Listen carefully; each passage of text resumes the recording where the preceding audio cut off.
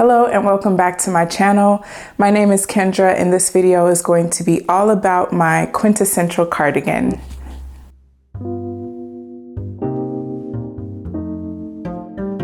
So if you follow me on Instagram, I've posted about this piece, and in the last video I posted on this channel, I was actually knitting on this cardigan while talking about my top 10 pros and cons of knitting seamed garments.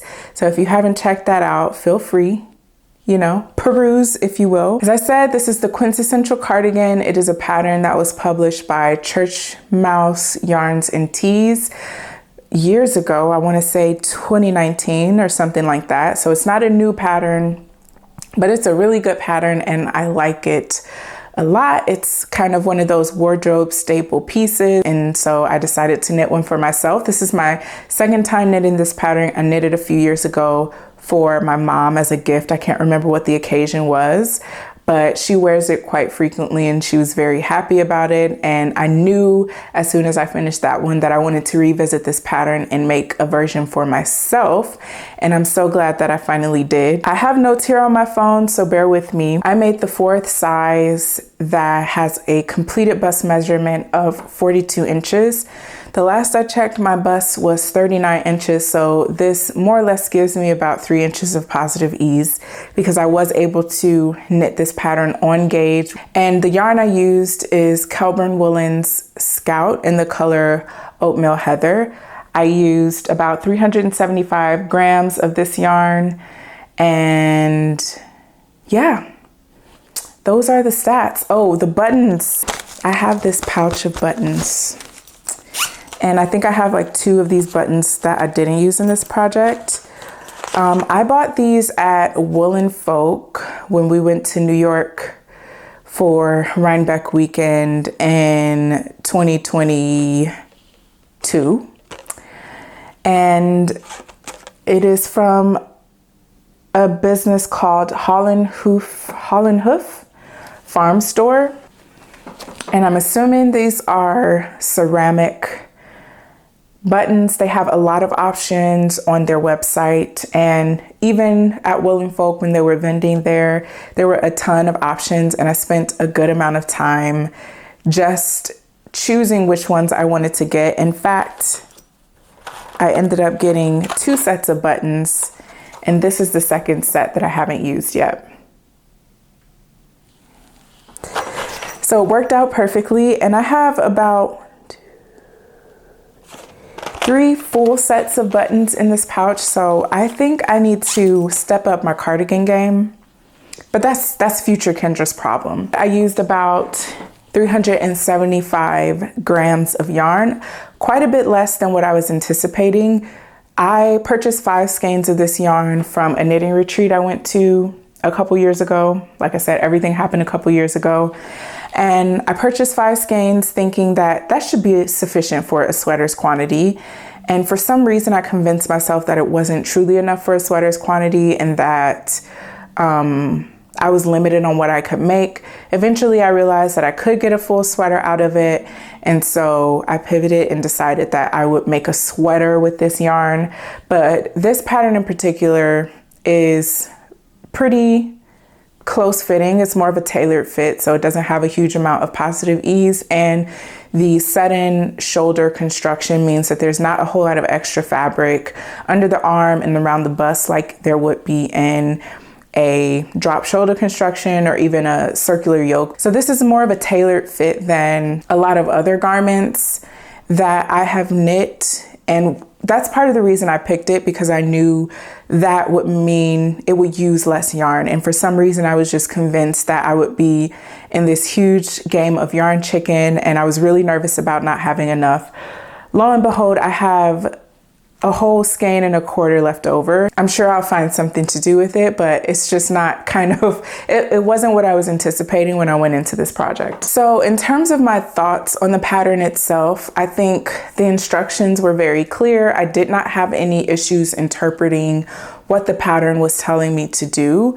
I think my main gripe with the pattern comes down to the way the digital PDF was formatted. I had some issues. Not big issues by any means, but there's just a lot visually that's happening, and maybe it's because I'm getting old and I'm having a lower tolerance for extraneous crap, but they went above and beyond in terms of making the pattern look aesthetically pleasing to the eye in the PDF format. So they had pictures placed throughout the text of the pattern and little text boxes that had like special techniques and other tips and tricks related to the pattern throughout the entirety of the pattern. And I just found that really annoying because in many cases, a picture or a page break or a text box would awkwardly truncate whatever the instructions were that I was looking at.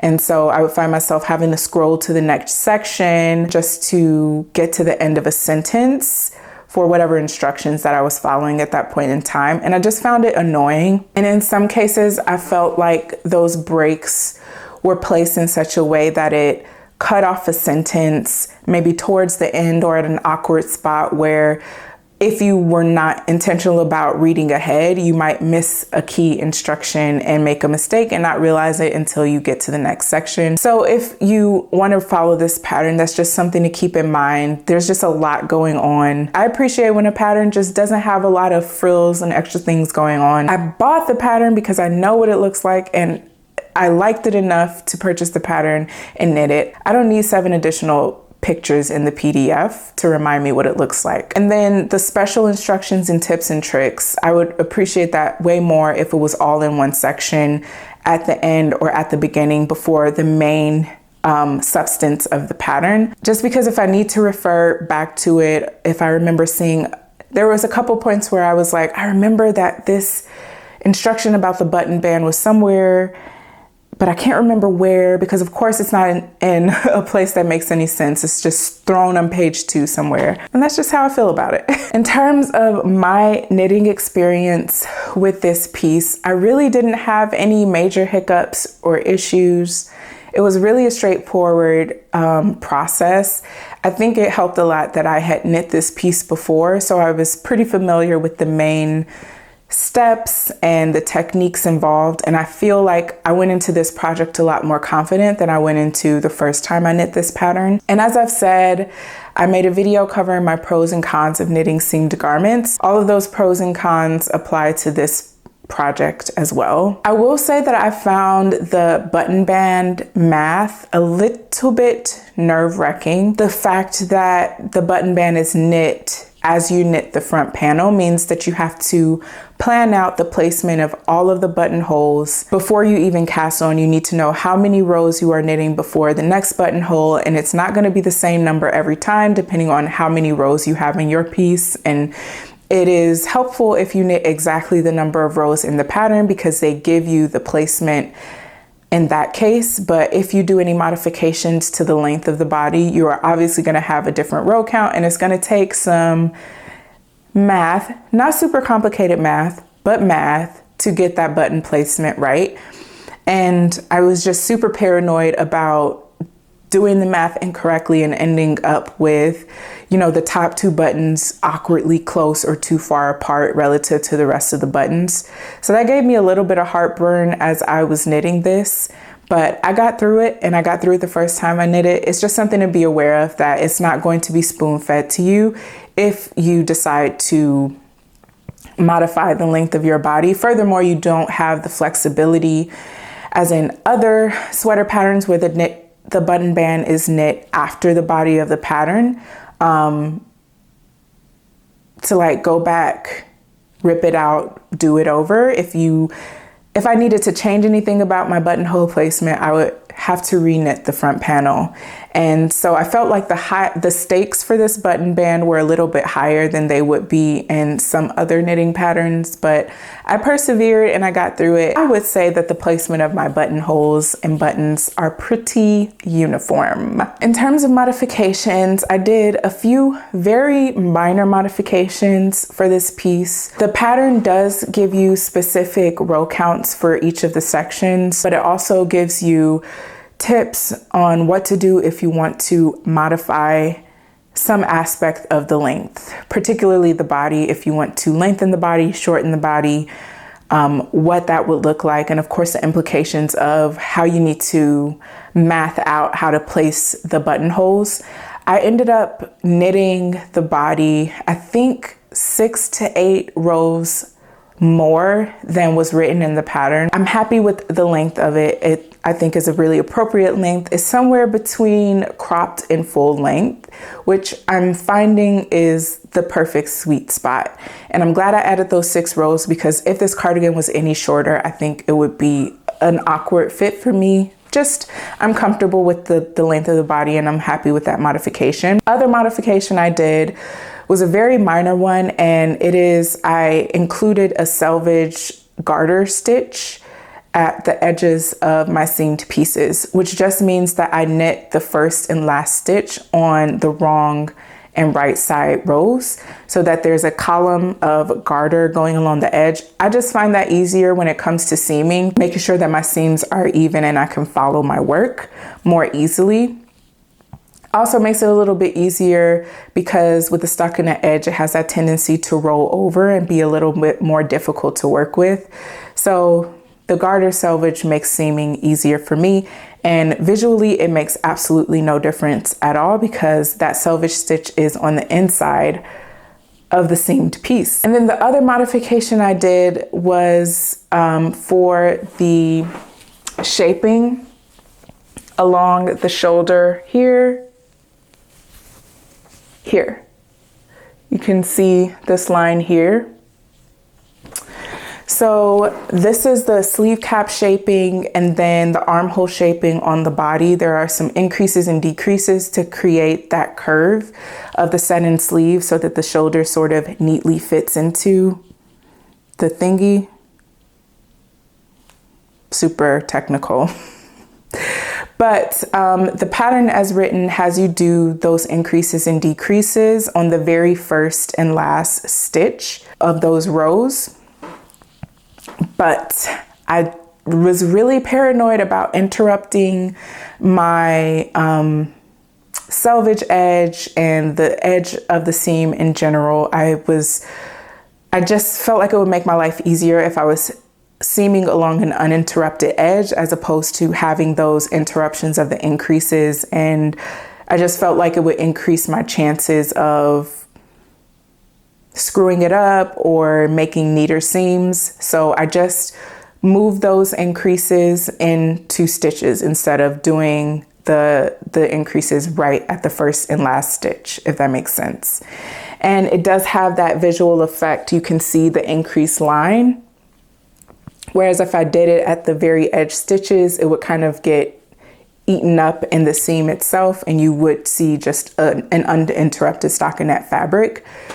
I don't mind the look of it. I think it looks intentional, and I quite like the visual effect of the increases, the shaping that I moved. And I think that's it in terms of modification. Outside of that, I followed the pattern exactly as it was written, because as I said, it is a very good pattern. So there was not a whole lot that I needed to change for my own knitting experience. And lastly, what would I do differently if I could turn back the hands of time and knit this project again? Really, the only thing that I would do differently is I would knit the sleeves just a smidge longer, just a smidge, maybe 4 to 8 additional rows in the sleeve. I probably should have taken the learnings from lengthening my body and added those same number of rows to the sleeves, but it didn't occur to me to do that.